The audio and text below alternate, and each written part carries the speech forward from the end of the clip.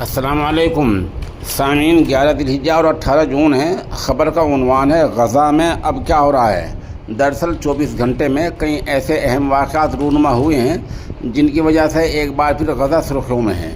ایک طرف تو غزہ میں عین تہوار کے موقع پر درجنوں ہلاکتیں ہوئی ہیں اور نصیرات کیمپ پر اسرائیلی فوج نے زبردست بمباری کی ہے اور جہاں درجنوں لوگ شہید ہو گئے ہیں۔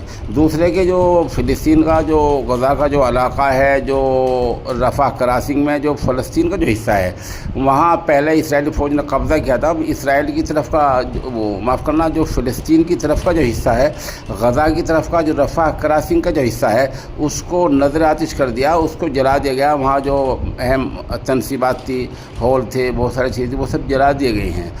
یہ 2-3 کام ہوئے ہیں۔ خبر اس طرح اپڈیٹ ہو گئی ہے۔ اس دوران سعودی عرب نے کیا کیا ہے؟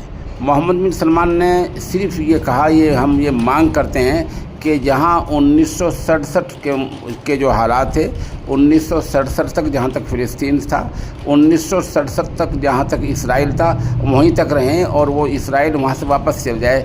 سعودی عرب نے صرف محمد بن سلمان نے یہ کل مانگ کی ہے اور اس مانگ کے علاوہ مزید کچھ نہیں کیا ہے۔ ادھر خبر آئی ہے کہ سعودی عرب کے وزیر خارجہ نے اپنے امریکی ہم منصب یعنی امریکی وزیر خارجہ سے اس موضوع پر تبادلہ خیال کیا ہے اور بات چیت کی ہے۔